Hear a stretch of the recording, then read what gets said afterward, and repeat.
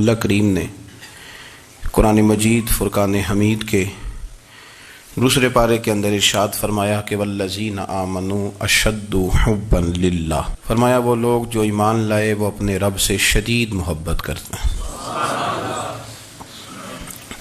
اپنے مالک سے، اپنے رازق سے، اپنے خالق سے ان کا محبت کا رشتہ ہے اور وہ شدید پیار کرتے ہیں۔ دوسری جانب نبی پاک صلی اللہ تعالی علیہ وسلم نے فرمایا، بخاری مسلم میں معروف اور مشہور اور امت کی جان ہے وہ حدیث کہ سرکار نے فرمایا کہ تم میں سے کوئی اس وقت تک مومن ہی نہیں ہو سکتا جب تک اپنی ہر چیز سے بڑھ کر مجھ سے پیار نہ کرے۔ اللہ سے بھی محبت کرنی ہے اور اللہ کے رسول سے بھی محبت کرنی ہے۔ محبت، اسلام جو ہے یہ محبت کا دین ہے، محبت جو ہوتی ہے یہ پورے عالم کو فتح کر دیتی ہے۔ محبت فاتح عالم ہوتی ہے۔ نفرت سے آپ کوئی کامیابی حاصل نہیں کر سکتے۔ محبت ایک ایسی چیز کا نام ہے جو آپ کو دنیا اور آخرت کی تمام کامیابیاں دے دیتی ہے۔ مومن جو ہوتا ہے نا، مومن، اس کا خمیر ہی محبت سے بنایا گیا ہے۔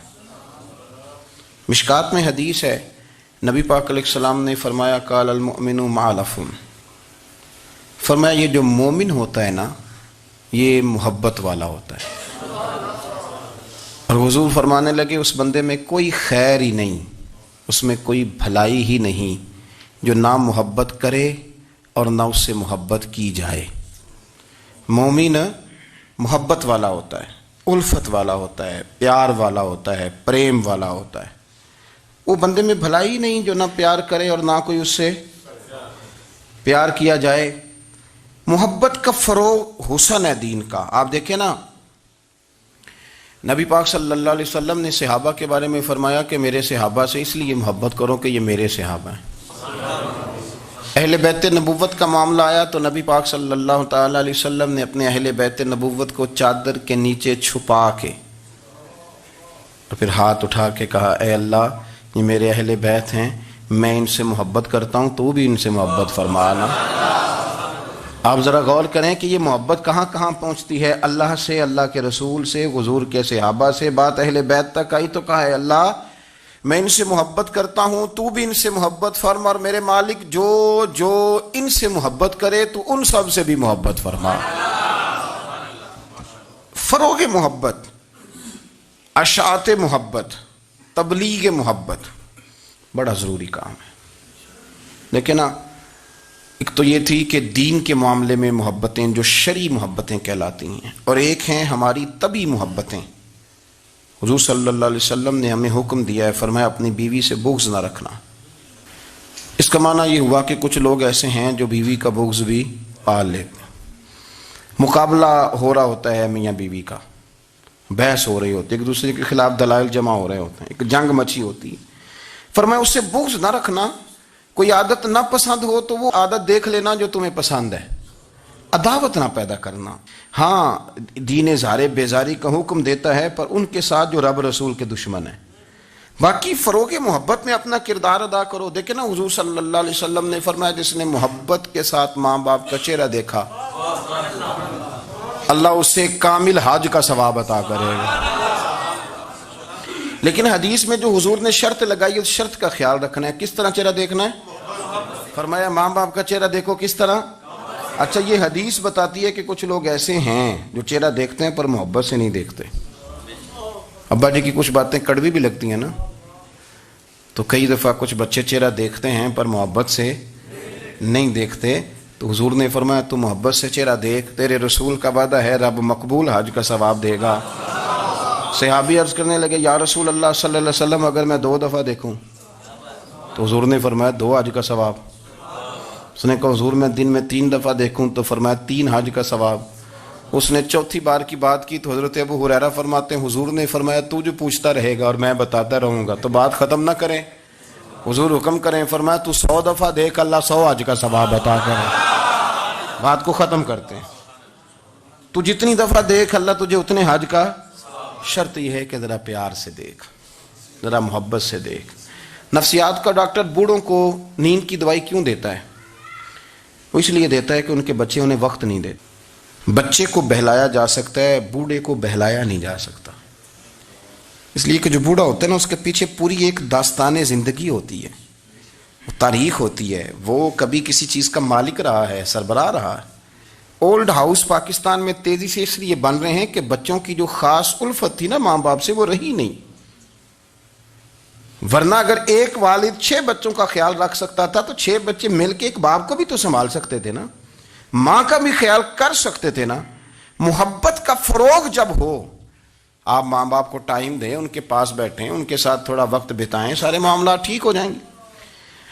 ہمارے معاشرے میں نا تیزی سے نفرت کا فروغ ہوا ہے، نفرت کا فروغ۔ پتہ ہے اسلام نے غیبت سے کیوں منع کیا ہے؟ غیبت کا معنی یہ نہیں ہے کہ کسی بندے میں کوئی عیب نہیں پایا جاتا تھا تو آپ نے وہ بیان کر دیا، یہ غیبت نہیں، یہ تو بہتان ہے۔ کسی میں کوئی عیب نہ پایا جائے تو وہ بیان کرنا وہ غیبت نہیں، وہ تو بہتان ہے۔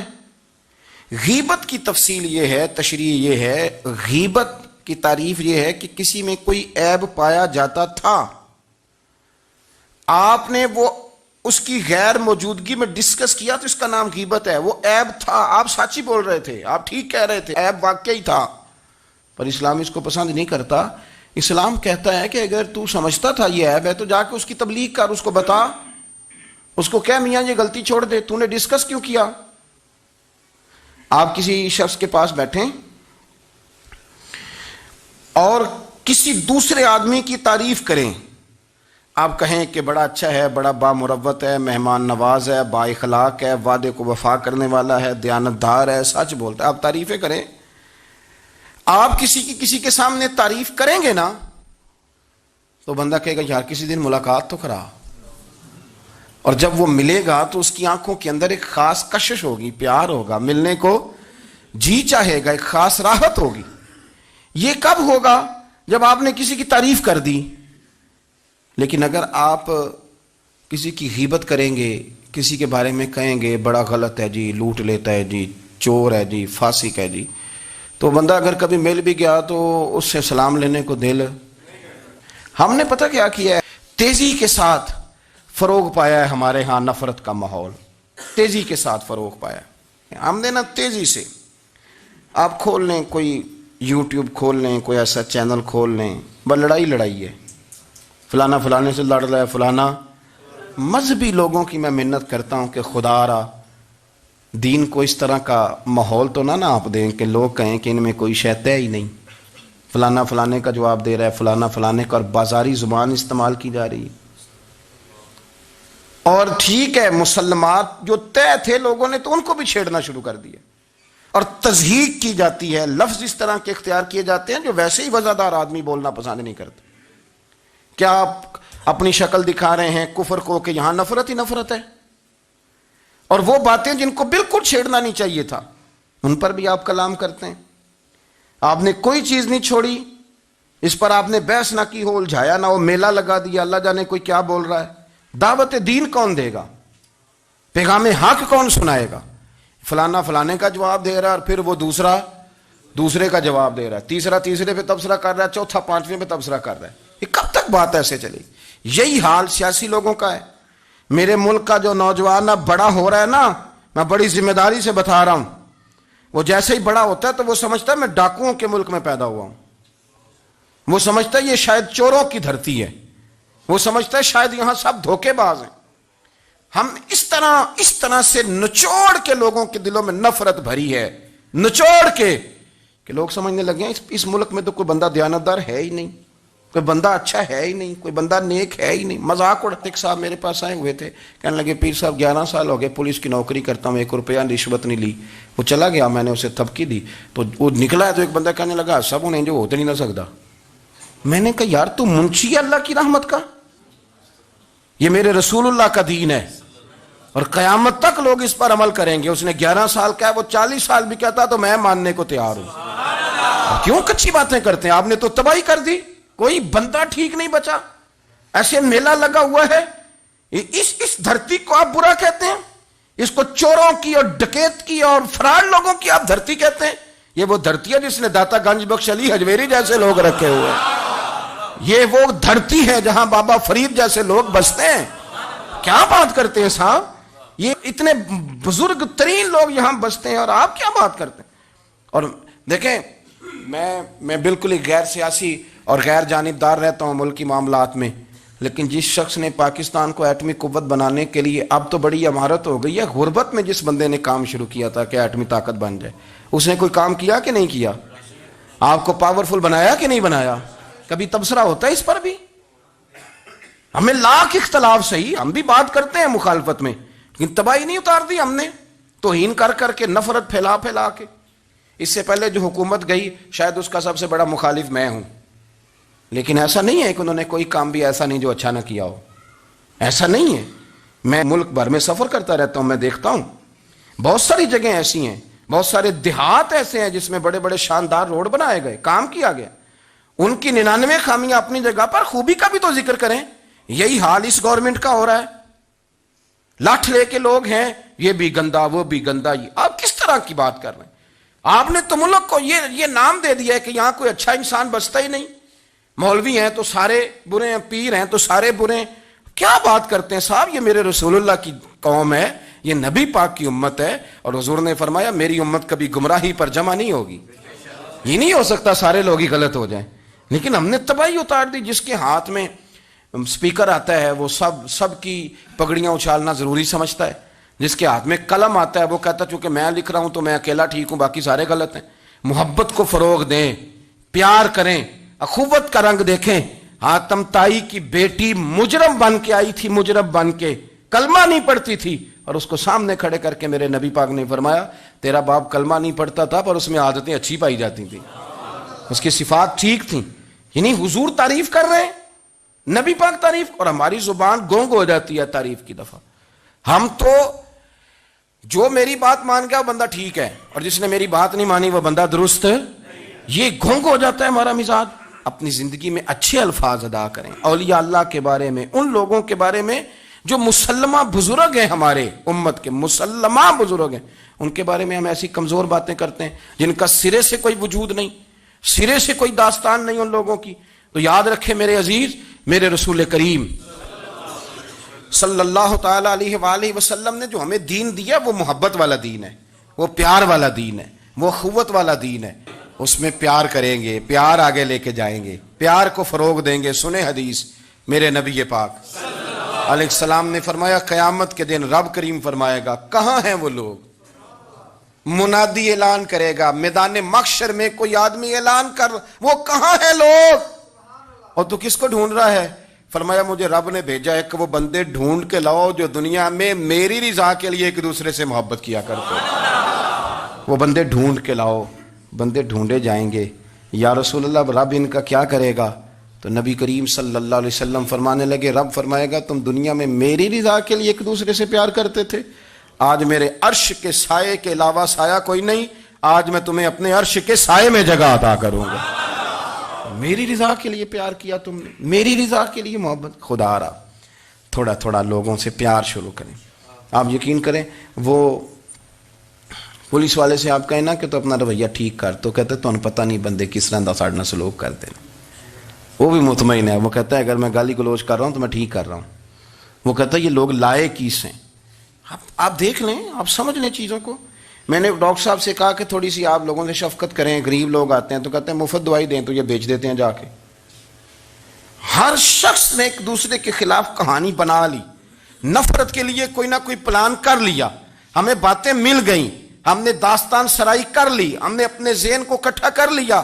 مجھے بتلاؤ نا یار، اگر رسول کریم صلی اللہ علیہ وسلم اور باقی انبیاء بھی قوموں کے بارے میں یہ سوچتے کہ یہ بڑے ظالم ہیں، یہ بڑے چور ہیں، یہ بڑے ڈکیت ہیں، یہ بڑے غاصب ہیں، یہ کافر ہیں، منافق ہیں، تو بھلا ہو سکتا تھا، لوگوں کا فائدہ ہو سکتا تھا. وہ لوگ بڑے بڑے سخت گیر تھے، پر محبوب نے فرمایا وہ جو کریں گے وہ ان کا انداز، اور ہم جو کریں گے وہ ہمارے رب نے ہمارے ذمے لگا کے بھیجا ہے.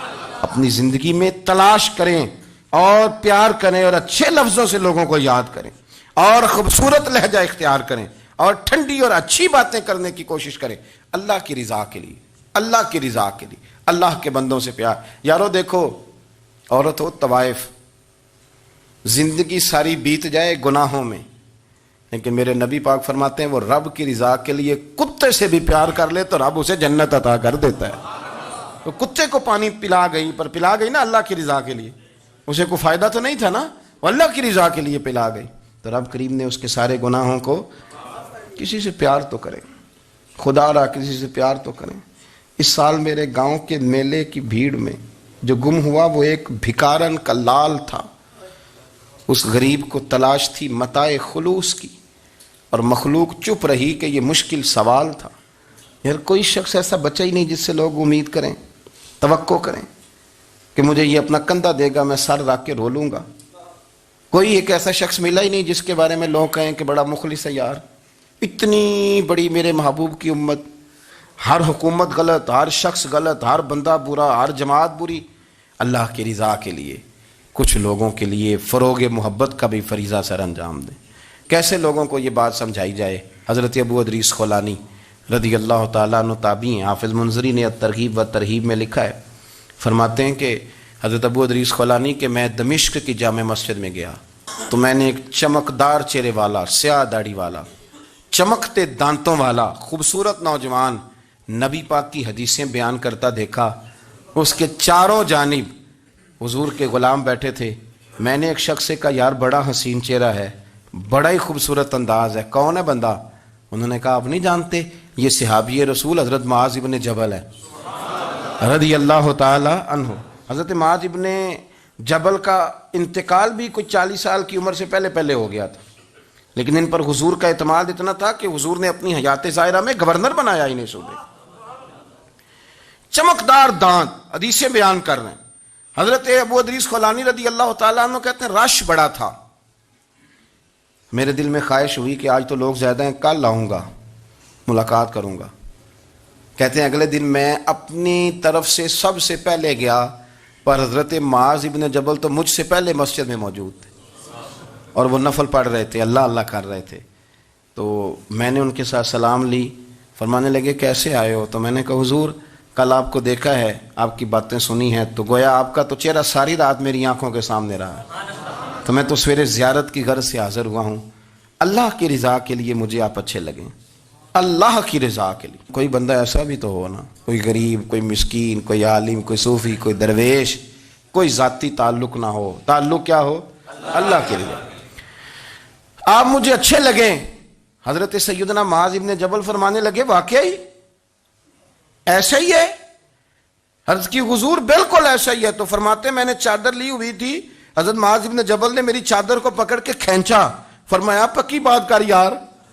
میں نے کہا حضور پکی کر رہا ہوں۔ تو فرمانے لگے سن، پھر میں نے نبی کریم سے سنا ہے، رسول کریم علیہ السلام نے فرمایا جو دو بندے رب کی رضا کے لیے پیار کرتے آپس میں، اللہ ان دونوں سے محبت فرماتا ہے۔ سن پھر اس کو یاد رکھنا، اللہ ان دونوں سے محبت کرتا ہے۔ حضرت ابو ادریس خولانی سے کوئی پوچھتا تھا نا کہ دنیا میں جانا ہے تو سرمایہ کیا ہے، تو فرماتے تھے یہ جو میں نے چادر لی ہوئی ہے نا، اس چادر کے اندر میرا وجود ہے، اور وجود کے اندر میرا دل ہے، اور دل کے اندر میں نے حضرت معاذ ابن جبل کو رکھا ہوا ہے، میں نے وہاں ان کا ٹھکانہ بنایا ہوا ہے، وہاں ان کا ٹھکانہ ہے۔ یہ دور ہی نکتہ چی ہے، کہیں چھپ کے بیٹھ جا، اور جس دل میں تو مکی ہے وہیں چھپ کے بیٹھ جا۔ اقبال کہتے ہیں جس دل میں تو مکی ہے وہیں چھپ کے بیٹھ جا۔ دوستو، رسول اللہ صلی اللہ علیہ وسلم کے غلاموں نے مالک کی رضا کے لیے لوگوں سے پیار، فروغ محبت میں کردار ادا کیا، اور بہترین کردار۔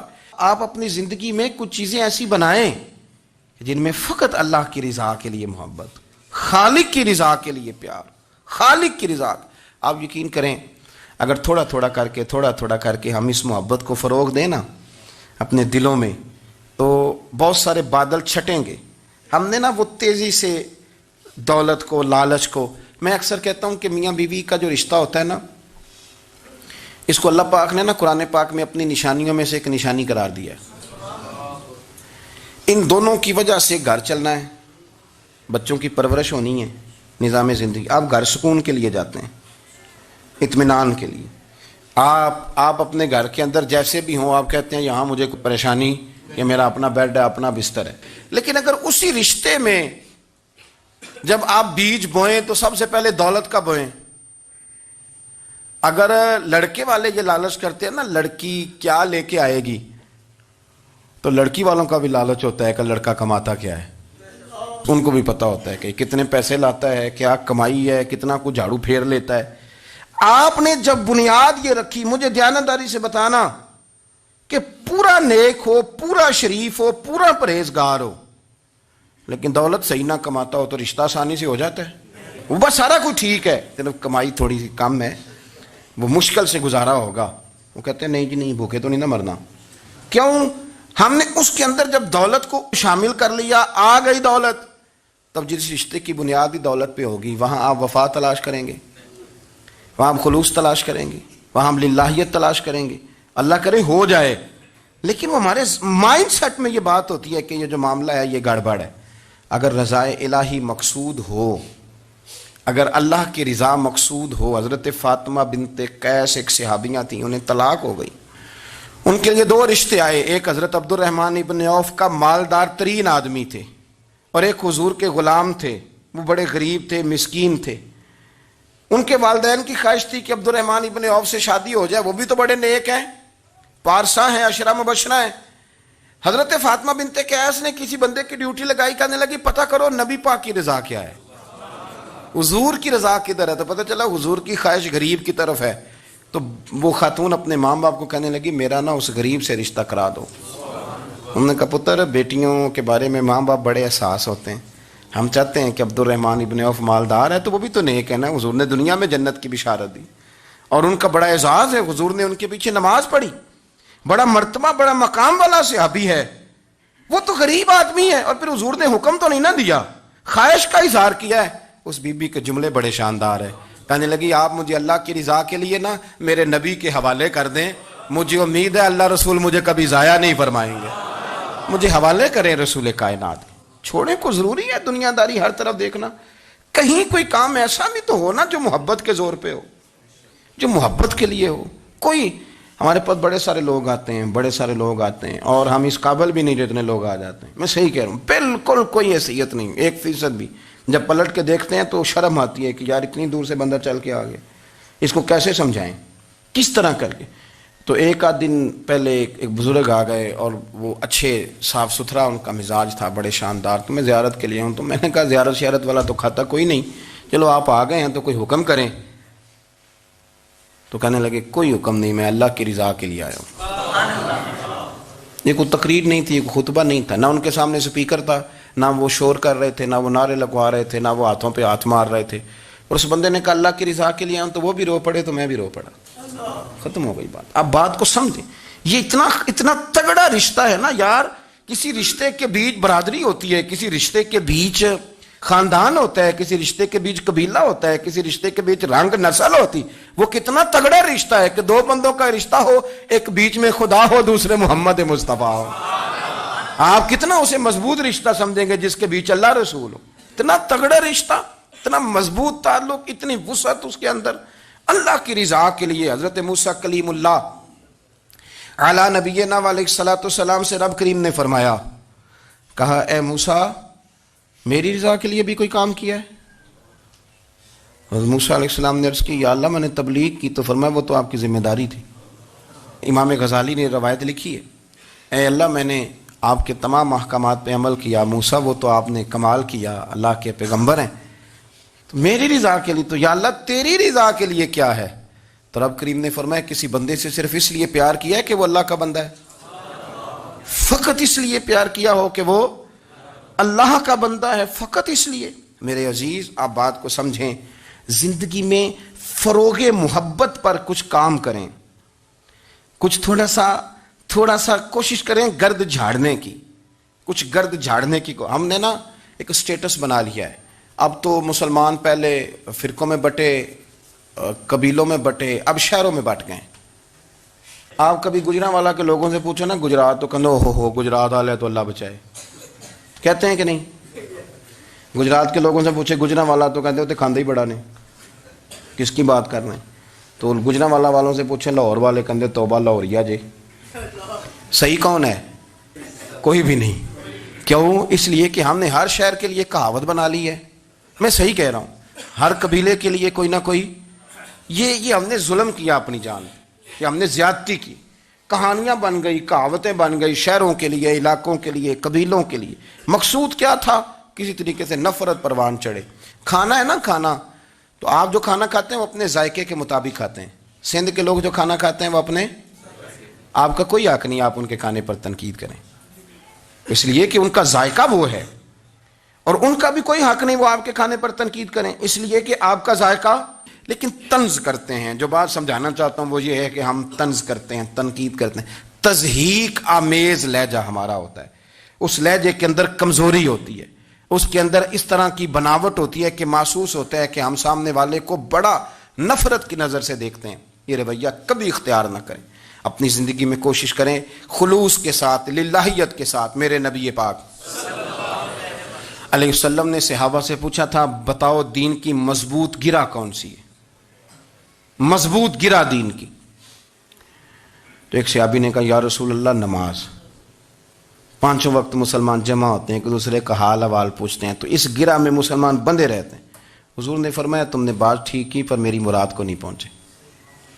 ایک صحابی نے عرض کی, یا رسول اللہ صلی اللہ علیہ وسلم زکوٰۃ, امیر غریب کو زکوٰۃ دیتا ہے تو دونوں کا رشتہ مضبوط ہو جاتا ہے, تو یہ بہت بڑی گرہ ہے. تو حضور نے فرمایا بات تمہاری ٹھیک ہے پر تم میری مراد کو نہیں پہنچے. تو تیسرے نے عرض کی, حضور حج,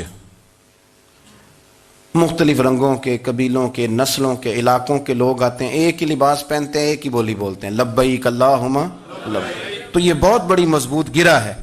نبی پاک صلی اللہ علیہ وسلم نے فرمایا بات تمہاری ٹھیک ہے پر تم میری مراد کو نہیں پہنچے. تو صحابہ نے عرض کی, حضور پھر آپ ہی بتا دیں کہ اسلام کی مضبوط گرہ کون سی ہے جس میں مسلمان جڑ جائیں گے. تو نبی پاک نے فرمایا مضبوط گرہ محبت ہے. اللہ کی رضا کے لیے پیار کرو, لوگوں سے پیار کرو. کوئی بندہ پھر تمہیں تلخ بھی ملے گا نا, تو تم چونکہ اس کے لیے نہیں کر رہے, اللہ کے لیے کر رہے ہو, تو پھر تمہارے لیے سہنا بھی آسان ہو جائے گا, دیکھنا اور پرکھنا بھی آسان ہو جائے گا. رضائے الہی کی خاطر لوگوں کا پیار. بخاری مسلم میں ہے, نبی پاک علیہ السلام نے فرمایا ایک شخص اپنی بستی سے چلا لمبے سفر پہ دوسری بستی جانے کے لیے, تو رستے میں فرشتہ ملا انسانی شکل میں. اس نے پوچھا کہاں جا رہے ہو؟ اس نے کہا اپنے بھائی سے ملنے جا رہا ہوں. فرشتہ پوچھنے لگا اس کا کوئی احسان ہے تمہارے اوپر, کوئی لین دین ہے؟ اس نے کہا نہیں. تو کہا پھر کیوں اتنا لمبا سفر کر رہے ہو؟ تو کہنے لگا یار میں اللہ کی رضا کے لیے اس سے پیار کرتا ہوں, اللہ کی رضا کے لیے, تو اس لیے جا رہا ہوں. تو سنیں یہ بخاری مسلم کے لفظ ہیں. حضور فرماتے ہیں وہ فرشتہ کہنے لگا سن پھر, میں انسان نہیں میں فرشتہ ہوں, اور مجھے رب کریم نے بھیجا ہے یہ کہنے کے لیے کہ اگر تم دونوں اللہ کی رضا کے لیے ایک دوسرے سے پیار کرتے ہو تو اللہ تم دونوں سے پیار فرماتا ہے. اب یہ محبت فروغ کیسے پائے گی؟ اس کے لیے ایک تو یہ کہ اپنے دل کو تھوڑا سا سمجھائیں. آپ ارادہ کر لیتے ہیں نا, جب ذہن بنا لیتے ہیں کہ میں نے کوئی خدمت کرنی ہے, ذہن بن گیا, تو پھر اس کے لیے 2-3 لاکھ روپے 4 لاکھ روپے لگانے کی ضرورت نہیں ہوتی. پھر بندہ سٹاپ پہ کھڑے ہوئے کسی بابا جی کو پوچھتا ہے کہاں جانا ہے, تو کہتے ہیں میں نے ذرا یہاں قریب ہی جانا ہے, رکشہ تلاش کر رہا ہوں. تو آپ کا ذہن بن گیا نا خدمت کرنے کا. تو موٹر سائیکل پہ بٹھایا تو گھر چھوڑا ہے, واپس آئے تو دل بڑا ٹھنڈا تھا. لیکن آپ یہ بھی کہہ سکتے تھے کہ بابا جی بچے کیا کرتے ہیں سعودی عرب میں, تو یہ 200 روپیہ رکشے کو دیں, گھر چھوڑ آتا ہے, بچے اتنا کماتے کس لیے؟ دونوں باتوں میں فرق ہے. میری بات کی سمجھ آ رہی؟ آپ اللہ کی رضا جب اپنا لیتے ہیں تو پھر کوئی کہانی جنم نہیں لیتی. لیکن جب یہ رنگ نہیں ہوتا پھر کہانیاں ہیں, پھر داستانیں ہیں, پھر بڑے بڑی باتیں, پھر بڑے بڑے لمبے لوگوں کے پاس پلاننگ ہے. اس طرح نہ کریں. پیار تقسیم, اور ایک تو یہ کہ خود اپنے دل میں اچھی سوچیں رکھیں. دوسرا یہ کہ لوگوں کو بھی کہیں. جب آپ کے سامنے لوگ بات کر رہے ہوتے ہیں نا, میرے سامنے ایک صاحب نے کہا کہ وہ ہمارے جو محلے کی مسجد ہے نا, اس کا خزانچی مولوی صاحب کے ساتھ مل کے 40 لاکھ روپیہ کھا گیا. میں نے اسے کہا یار بڑی پکی فگر یاد ہے تجھے, پورے 40 لاکھ ہی کھا گیا اور طے ہے. تو میں نے کہا کوئی اس کی دلیل؟ کہنے لگا جی وہ بڑے پیسے کھائے ہیں, سب کو پتہ ہے. میں نے کہا سب کو پتہ ہونا کام نہیں, اس پر باقاعدہ شرعی گواہ ہونے چاہیے. کہہ دیتے ہیں نا ہم. میں نے اسے کہا کہ چلو چھوڑو ساری باتیں, تم نے کتنے دیے تھے؟ کہنے لگا میں نے تو کوئی نہیں دیا. تو میں نے کہا اگر تو نے کو دیا تو چل میرے ساتھ, میں تیرے تو واپس کراؤں, اور اگر تم نے نہیں دیا تو پھر اللہ سے ڈر. اس لیے کہ بہتان بڑا سخت جرم ہے, صبح قیامت اس کا بڑا سخت حساب دینا پڑے، اللہ سے ڈر۔ یہی حال ہماری اخباریں کرتے ہیں، جس کے اوپر مرضی جو مرضی ڈال دیا، کون سا کسی نے پوچھنا ہے؟ صحیح کہہ رہا ہوں میں؟ جو مرضی۔ اور اب سوشل میڈیا جب سے آیا ہے پھر تو کسی خبر کی کسی تصدیق کی کوئی ضرورت، اور نہ پوچھنے والا پوچھتا ہے کہ یہ خبر کہاں سے آئی۔ بہت سارے لوگوں کے مرنے کی خبریں چھپ جاتی ہیں اور وہ وضاحت کر رہے ہوتے ہیں، نہیں جی میں بالکل موجود ہوں، میں بالکل زندہ ہوں، کوئی ایسا مسئلہ نہیں ہے۔ تو اچھا، اس طرح جب کوئی بندہ کر رہا ہو تو پھر آپ کیا کریں؟ پھر اس کو سمجھائیں۔ میں نے بھی اس دوست سے گزارش کی، میں نے کہا آپ غلط ٹریک پہ چڑھے ہوئے ہیں، یہ طریقہ درست نہیں ہے۔ اگر آپ کے پاس پروف ثبوت ہے تو پھر بھی مجھے بتانے کی ضرورت نہیں تھی۔ آپ وہ پروف ثبوت لے جاتے اور خزانچی اور امام صاحب سے ملتے، کہتے یہ 40 لاکھ روپیہ کدھر ہے آپ کے پاس؟ پیسے تھے وہ مسجد کے ہیں، اس کو آپ لائیں، فلان جگہ استعمال کیے ہیں کہ نہیں؟ ان کے پاس جاتے، دائیں بائیں کہانیاں چھیڑنا تو آپ اپنے لیے گناہ اکٹھا کر رہے ہیں۔ نبی پاک صلی اللہ علیہ وسلم کی حدیث سن لیں اور اس کو ہمیشہ یاد رکھنا ہے آپ۔ حضور نے فرمایا اگر تو نے کسی شخص کی ایسی جگہ توہین کی جہاں اس کی عزت بنی ہوئی تھی، تو نے کسی کو ایسی جگہ رسوا کر دیا جہاں اس کی عزت، کسی نے آپ کے سامنے آ کے کسی آدمی کی تعریف کی تو نہیں تمہیں نہیں پتا، میں بتاتا ہوں۔ حضور فرمانے لگے اگر تم نے کسی شخص کی ایسی جگہ توہین کی جہاں اس کی عزت بنی ہوئی تھی تو رب بھی تمہیں اس جگہ رسوا کرے گا جہاں تمہاری عزت بنی ہوئی ہو۔ اللہ کی رضا کے لیے ایک تو خود پیار کریں، دوسرا لوگوں کو بھی سمجھائیں، قائل کریں کہ یار یہ انداز درست نہیں ہے، تجھے تحقیق نہیں پوری بات کی، تو تحقیق کر۔ دعا کرتا ہوں اللہ میرے ملک کو، میرے وطن کو، امت مسلمہ کو محبت، پیار اور خلوص کی توفیق عطا فرما دے۔ آخر دعوانا